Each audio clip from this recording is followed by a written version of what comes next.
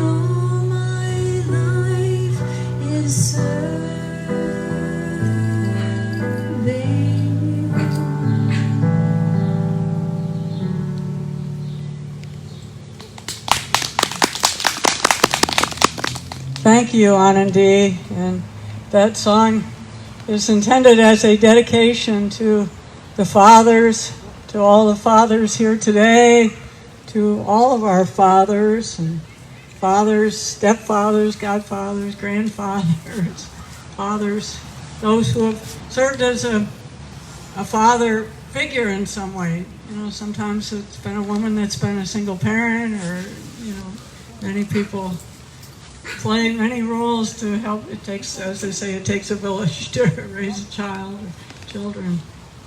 So good morning and welcome to Unity of Buffalo. Happy Father's Day, happy Summer Solstice.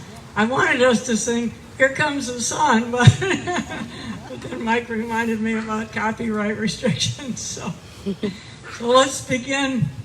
Well, first I also want to welcome our viewers that are watching on Facebook Live, that we're broadcasting right now live on Facebook, and people that will be watching the service later in the day or the week on either Facebook Live, the recording, or YouTube channel. So we're all one in there's no separation in time and space. Let's begin with prayer. And in Unity, we know that we teach that when you open the Bible or any important book, the first thing you should say when you open it is, "Let there be light." So let us affirm today, let there be light. As we come together on the summer solstice, on this day of many important recognitions. Dear loving God, we come together as a spiritual community filled with love, light, and laughter, with hope and faith and confidence. with an abundance of spiritual practices that sustain us throughout the day and the week and our lives. We look forward to the sharing today, knowing that we will deepen our spiritual practice as we do it together as a community. And so we are grateful for all the blessings that this day holds, and especially grateful today for fathers in our lives. So Judy Gold And so said she it can't is. see it live, and I was looking Amen. for it. And you can join me in affirming the invocation, our core foundational principle 6 after. for unity. It says you are. Together. Look again. There is only one presence and one power, living as the universe and as me, God the good, omnipotent. And our vision for Unity of Buffalo is a world of love, peace, and abundance for all. And our mission is that Unity of Buffalo practices the presence of God through prayer, education, service, creativity, and community. And we practice our core values to be loving to ourselves and to others, to be spiritually centered, to have some practices to help us to come back to that, to be inclusive, respectful, and compassionate. And so one of the ways that we do all those things is with prayer. And so it's my pleasure now to introduce Mary Beth Wallenschlager as our prayer chaplain for today. Good morning, everyone. Morning. I'm blessed to pray with you this morning. I've got your picture, but I So don't I see invite it you live to anywhere. focus on your heart, maybe place your hand there or gently tap there, End it and start over. I would try that. Okay. and let your breath get a little slower and a little deeper. On this beautiful morning of absolutely perfect Buffalo summer weather, I give thanks. I give thanks to be here. To be here on this planet and to be here in this space. I give thanks for my father and for all fathers.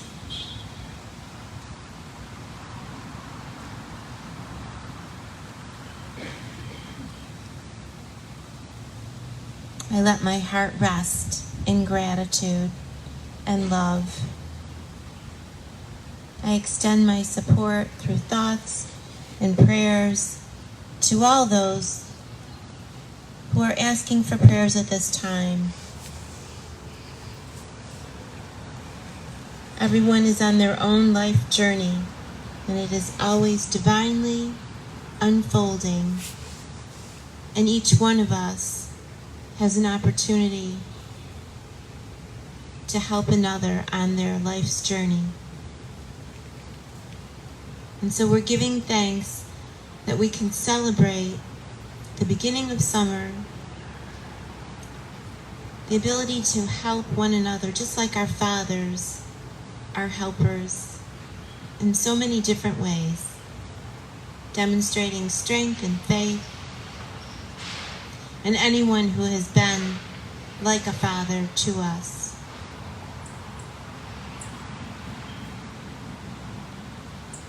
We trust in the divine healing presence that is always with us. And so it is. Amen. Thank you, Mary Beth. That was beautiful. And another important part of our spiritual practice, of course, is reading the daily word. And today's message is Father's Love. And I've asked Bob Dole to do the reading and to share with us a little bit of reflection on what Father's Day means to him as a father. Morning, everybody. Morning. I can walk and I can chew gum, but I can't hold the mic in front of me. The daily word for today, you can hear me? Give thanks for my father and all expressions of fatherly love. treasure my childhood memories of feeling safe when my father or a father figure was in my life nearby. I remember my father's encouragement as I was learning to ride a bike, as we explored the wonders of nature together, and as he taught me to use money wisely. Even when I made youthful mistakes, my father's sometimes stern but always wise judgment helped me find a way back to my right path. I give thanks for both the sacred human and the unfolding expression of God within my father and everyone who has blessed me with fatherly love. Today I pray for my father and for all fathers, affirming for each of them growing wisdom, understanding, and willingness to nurture others with a father's encouraging love. And the Bible passage, as the Father has loved me, so I have loved you. Abide in my love.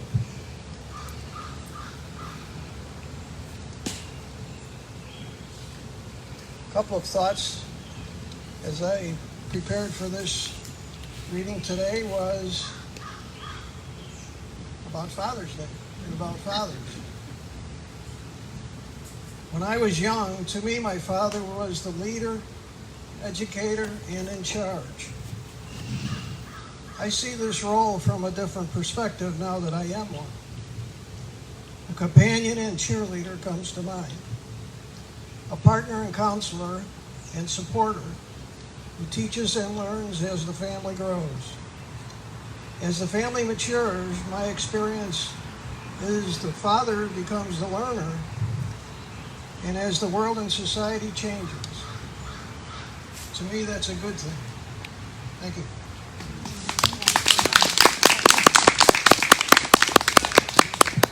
Thank you so much. And so I want to do a special blessing for all the fathers that are here today. And if you are a father, if you'd like to stand up for a minute. And I know we've got, or just raise your hand if you're more comfortable. And all of us that have a father, you can just speak aloud the name of your father. My dad's name was Al, Big Al from Detroit. And so for all of our fathers and the fathers here today, we love you, we bless you, we appreciate you, and we behold the Christ in you. All those that have shared their fatherly love, thank you. It just means the world to us. You know, as I thought about the daily word mentioned here about, sometimes fathers help us learn to ride a bike or teach us things or spend time in nature or fishing or something. And one thing that I remember about my dad is how he taught me how to swim. I don't know, our family, we didn't spend a lot of time around the water when I was young growing up. And then I remember I was like in summer camp in 5th or 6th grade, and I was like the only kid in camp that didn't know how to swim. And I remember the camp counselor thought, well, this is the way to do it.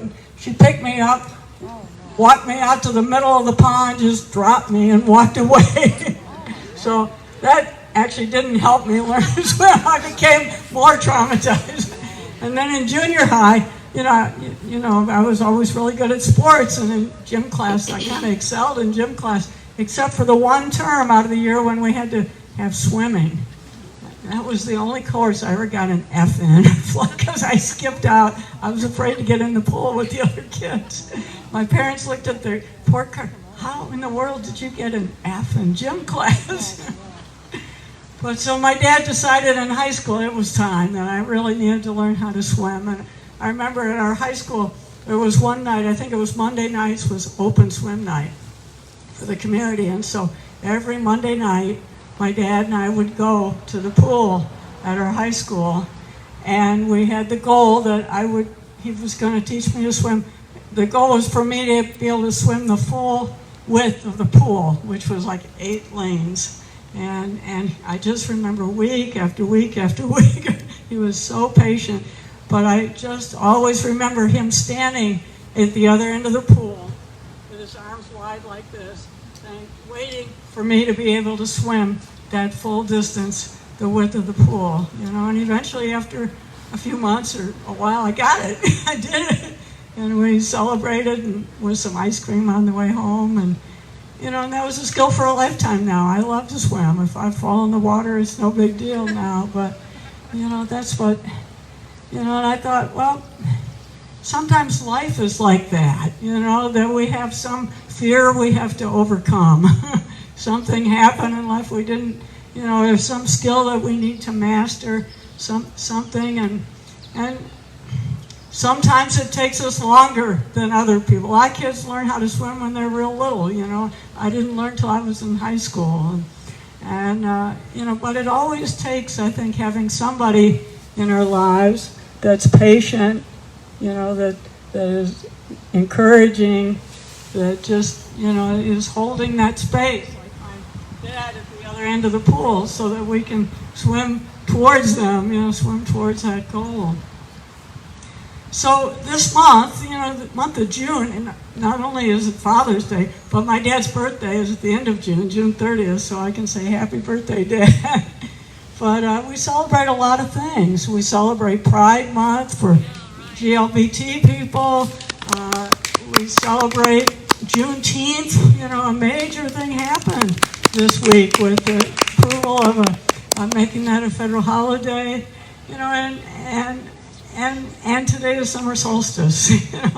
That it's reminds us of the light that is within each of us, that expresses our unique and wondrous diversity and who we really are as our authentic selves. And so, I think of this month, we celebrate the progress that we've made in all these areas, and we celebrate, the world overcoming some fears and obstacles, and we know that there's still more to go, and we celebrate the sharing of our life stories and and who we are and what makes us a real authentic person. We celebrate, the light within each one of us. And that's part of our vision, creating a world of love, peace, and abundance for all, bringing more light into the world. And so today, specifically, is the summer solstice. And when I realized that it was falling right on Sunday, I thought, we need to talk about that a little bit. And the summer solstice is the longest day of the year. It's a day when the greatest amount of light streams onto our planet. And we know that light represents a lot of things. Biblically, when they talk about light, it's metaphysically, we think of it as intelligence, but illumination, insight. Sometimes we say, the light dawned on me, or a light bulb went on, creativity, or, wow, finally I see something in a new way. And I always, it's good to, whenever you can say, let there be light, at the beginning of your day, at the beginning of a meeting, at the beginning of reading the Bible or something important. And many people celebrate the summer solstice by spending time in nature. So we're doing that today. And it's a time to appreciate the changing of the seasons. And then I hadn't heard this before, but that the time between the summer and the winter solstice is a good time for deepening your spiritual practice so that you can reap the harvest of that in the next turn of the wheel from winter to the next summer solstice. So, in Unity we have many spiritual practices. We talk about that all the time. Prayer and meditation and study and forgiveness and lots of things. And yoga is a spiritual practice. And, actually, I like to remind people, one, that there are many approaches to yoga. It's the hatha yoga, or postures and movements, is just one approach. But the word yoga actually means union, to know your oneness with the divine, with each other, to experience union. And so, in a sense, we could say that we've been doing yoga all along. Every time we come together, every Sunday service is about yoga, and practicing that in some way. So I talked with several people this week about, what we could do this Sunday to really honor the summer solstice, to deepen our spiritual practice, to maybe set an intention for the next 6 months of something, and maybe to have an experience that would be a little bit different from what we usually do. And Anandhi stepped forward and offered to share something that is an important part of her spiritual practice, and yoga for joy. And so she's going to introduce us now to this spiritual practice, and it's really something that we can all do, but we just want to say, make it comfortable for you to participate in whatever way feels comfortable and right for you. But some of you may know, Anandhi grew up in Buffalo, but she lived in India for 12 years in an ashram, and was a school teacher, of course, a music teacher, but she's had the opportunity to really deepen her spiritual practice with her experience at the ashram in India, and now she continues that here now that she's come back, and we're glad that she did, and we're glad you came to Buffalo so that we could all be blessed by your gifts and talents. So I wanted to just move over to the middle so I can maybe see everybody. Yeah, so today is not only Father's Day and Summer Solstice, but in 2015, the United Nations General Assembly declared June 21st, tomorrow, as International Day of Yoga. My guru, who I've studied with for the past 20 years and whose school I worked in India for 15 years. His name is Sadhguru Jaggi Vasudev, and he was instrumental in getting this day established. His vision of this day was that it would be a major offering of yoga to create a possibility for people of all ages, religions, nationalities, and social backgrounds to experience meditativeness and I've got a straight up there. Expanding their perception of life from individuality to universality. The past 20 years have been absolutely amazing to study with him. I'm super lucky to get in very early, so I've had a lot of personal experiences with him. Well, I just want to tell you a little bit more about him. He's a yogi and a mystic. He's a man whose passion spills into everything he encounters. Named one of India's 50 most influential people, Sadhguru has touched the lives of millions worldwide through his transformational programs. Sadhguru has a unique ability to make the ancient yogic sciences relevant to contemporary minds, acting as a bridge to the deeper dimensions of life. His approach does not ascribe to any belief system, but offers methods for self-transformation that are both proven and powerful. An author, poet, visionary, internationally known speaker, and best-selling author, Sadhguru has been an influential voice at major global forums, including the United Nations World Headquarters and the World Economic Forum, addressing issues as diverse as socioeconomic development, leadership, and spirituality. He has also been invited to speak at leading educational institutions, including Oxford, Stanford, Yale, Harvard, and MIT, to name a few.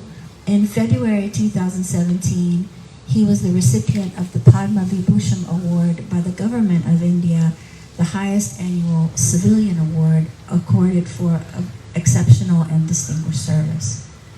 Dedicated to physical and mental, spiritual well-being of humanity, and gifted with utter clarity of perception, Sadhguru possesses a perspective on life and living that never fails to intrigue, challenge, and surprise, especially me and all those he encounters. So that's just a little bit of background on him. So what I thought would be exciting for me, like Reverend Mary said, to share was a little experience of what it's like to study with him. I was going to say that in the yogic system, the summer solstice is significant because between the summer solstice and the winter solstice, in the yogic tradition, it's called sadhana pada. So sadhana is a Sanskrit word that means spiritual practice. So whenever we talk about our yoga practices among ourselves, we always call it our sadhana. And it includes anything that might be expanding you or stretching you. So the sadhana pada actually means foot or footprint. So the sadhana pada period is the time for you to walk your spiritual path.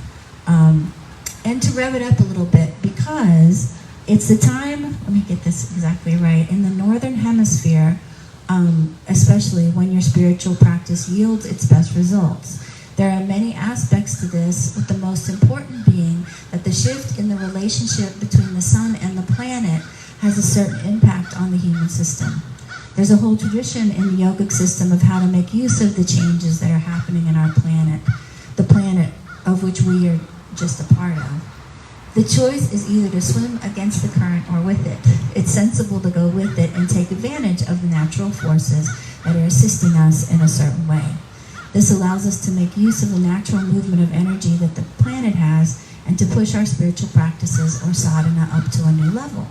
So I wanted to give you some sadhana or spiritual practice from Sadhguru today to start you on your spiritual sadhana pada time. So we're going to do a guided practice. It's a little bit lengthy, and unfortunately we usually do it on video, and you can see Sadhguru giving the instructions. We're going to do it audio, and it should be okay. You don't need to see, he's not showing you anything that you need to see. But I want to just make sure, it's basically like the first 3 minutes are a description of kind of the background of the practice, and then there's a little bit of instruction, and then we'll do the practice together. I just wanted to say, if you're not comfortable in any way, just sit and listen. Just take from it whatever speaks to you. And he is going to mention at one point to sit in a cross-leg posture. So you can, if you want to do this, you can sit. It's absolutely fantastic to sit on the ground and have, be right on the earth, and sit cross-legged and do it. You can also stay in your chair, which even I would probably do today, and just cross your ankles. Just cross your legs at the ankle. That'll give the same effect. But you want your arms, your hands uncrossed. Your energy changes the way that it moves. If your arms are crossed or uncrossed, your limbs are crossed or uncrossed. So you want your legs crossed, and you can just rest your palms on your lap. I'm going to stop giving the instructions because they're in the thing. So let me just start. Yoga for joy, not the yoga. Modern science is proving to you the whole existence is just a reverberation. Where there is a reverberation, there is bound to be a sound. So the whole existence is sound. The root sounds for this complex amalgamation of sounds are a, u and Without employing your tongue, you would be able to make only these three sounds, a, vu and ma. By placing your tongue in different positions within the cavity of your mouth, you get to mix these three sounds and produce all the other sounds. A, vu and are the basis of all the other sounds that you can utter. They are referred to as the basic sounds or the universal sounds. If you utter these three sounds together, you get the sound Om.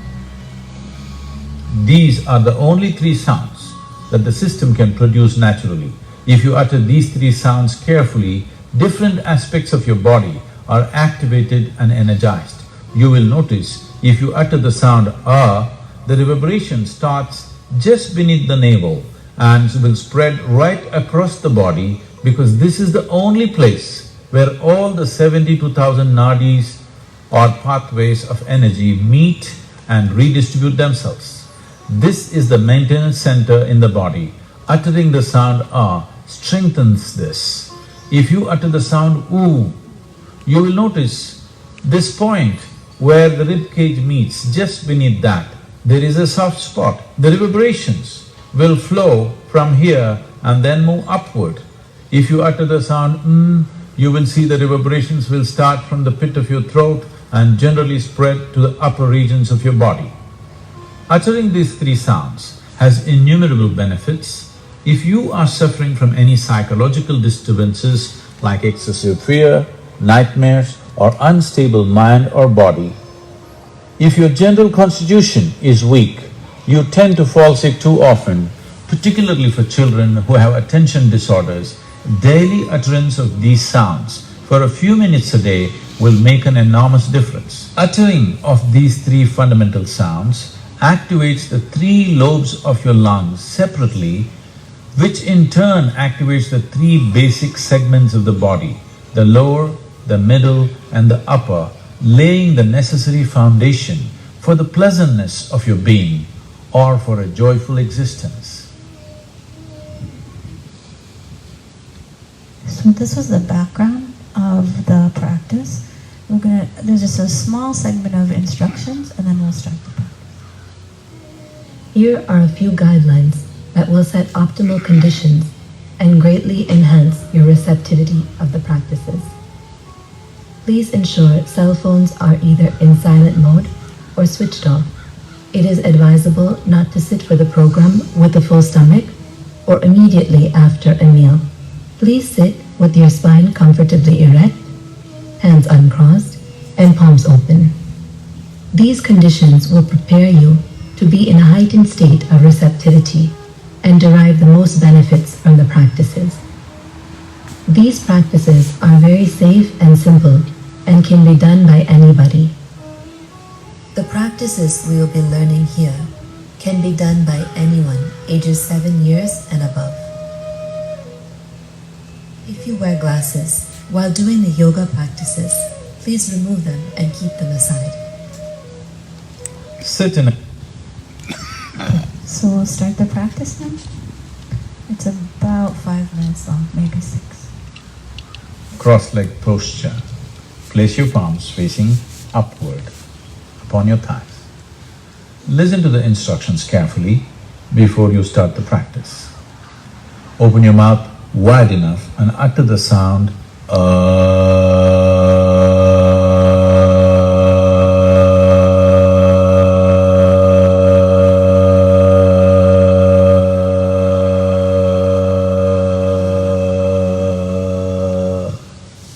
completely exhaling into the sound. We'll do this 7 times. Then shape your lips in the form of a circle and utter the sound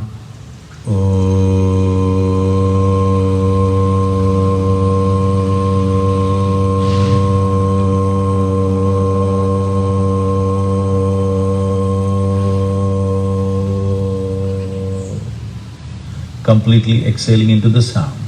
We'll do this 7 times. Then, by closing your mouth, utter the sound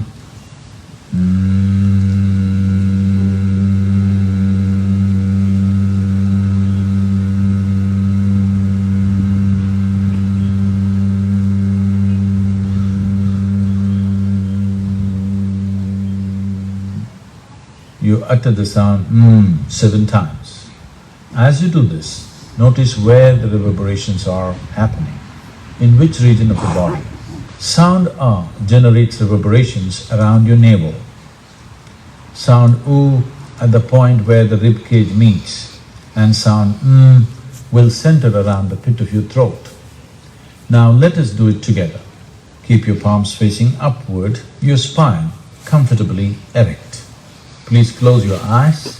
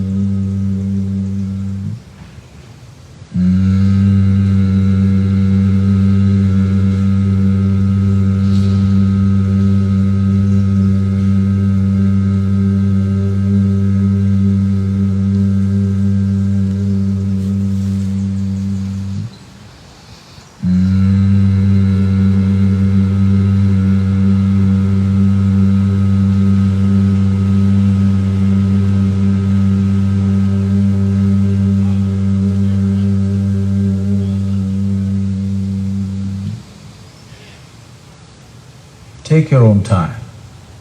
Take your own time. Slowly, very slowly, open your eyes. Joy is not a rare happening. It is not an achievement or an attainment. It should be the natural ambience of your life. When you remain joyful, your whole life is a celebration. So I hope you enjoyed that. That's part of the practice that I do every morning, a little modified version of that. And it's been amazing for a really long time. This is on YouTube. It's called Yoga for Joy, Nada Yoga. Nada is another Sanskrit word that means sound, with Sadhguru on YouTube. I've made little tiny cards for everybody that you could pick up on the welcome table that just has his website and his name written so that you can look it up and see what all programs are there. The main program is called Inner Engineering, which is the basic program, but you can see all that and investigate lots of stuff on YouTube, lots of stuff. There's a lot of it that's happening online now. It's exciting for us now. And I just want to thank everyone for letting me share this. Thank Reverend Mary for allowing me to share with you. And happy Father's Day, happy Summer Solstice, and happy International Day of Yoga.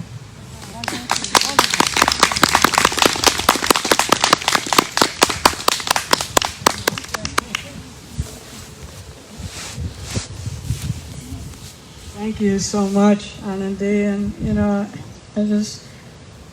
everything connects with everything else. I thought about what Bob shared, being a father, you are a teacher, but you become a learner too. And becoming a father means you have to grow and stretch, and you help others grow and stretch, but you grow and stretch yourself as you grow into being a father.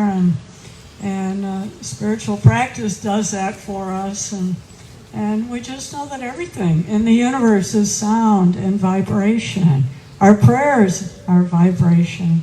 When we sing whatever kind of music, when we listen to the beautiful music that Mike makes, it's an energy, it's a reverberation. And in the Bible, we're told at the very beginning, God created the world. It was with sound and the words. So I feel like I'm sort of tingling and resonating. So thank you for sharing that. And everything connects and supports everything else. And to be aware of even the sounds of the birds, that's music to my ears. So now I just want to remind us about our practice of generosity and sharing gifts and tithes and love offerings.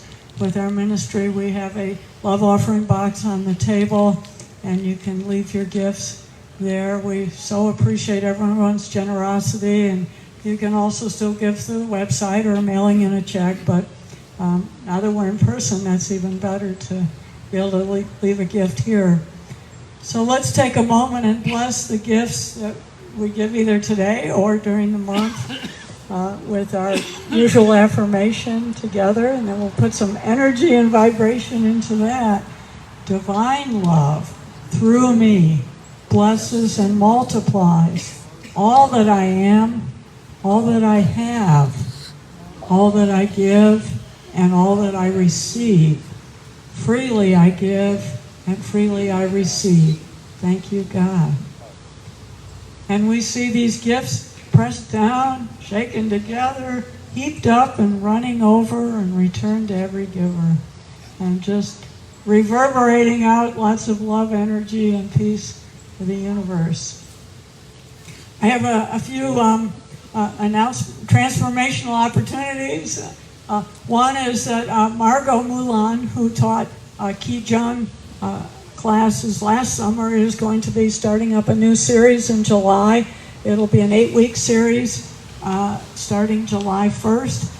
But she is asking that people make a commitment for the whole series this time because they'll be wanting to really deepen their practice. So if that interests you, that's on our website.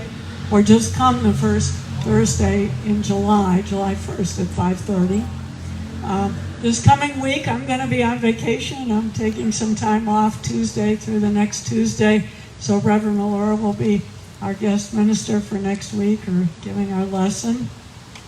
If there's any reason why you need to reach us, you can leave a message on the church voicemail, and Christy will be checking the voicemail every day, or reach out to any of our board members, and you can. I think we all kind of know each other.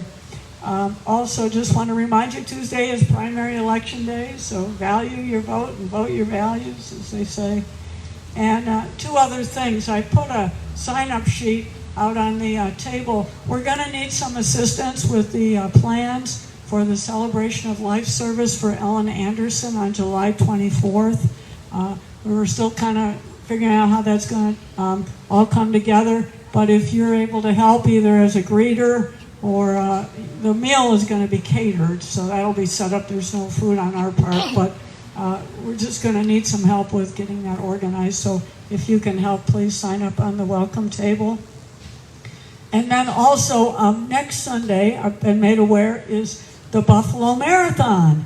And so I'm not sure yet how we're going to handle that. Our board will talk about that tomorrow, whether we're going to be in person or Zoom.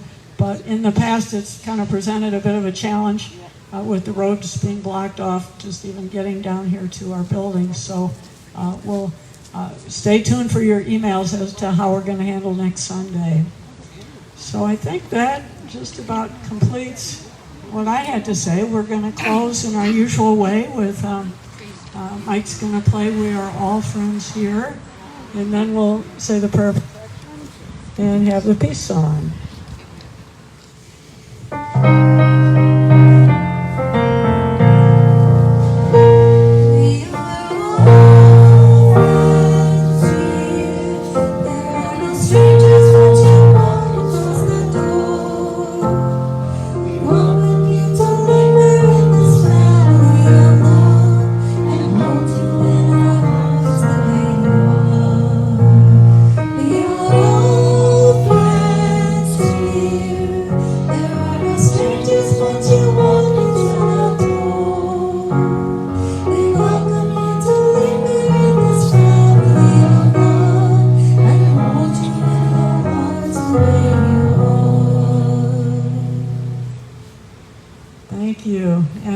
For protection together.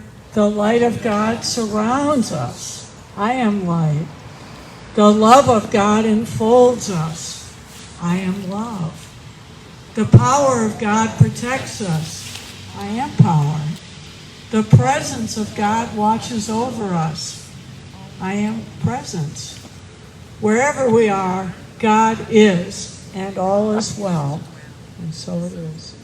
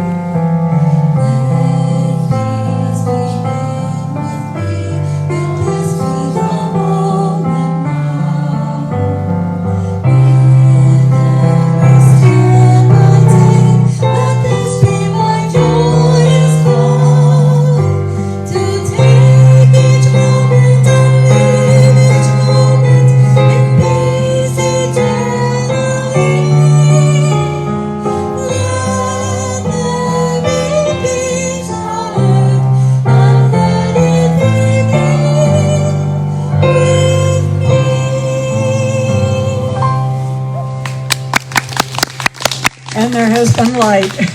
Let us go in light and love and laughter. Well, thank you for being here. Namaste.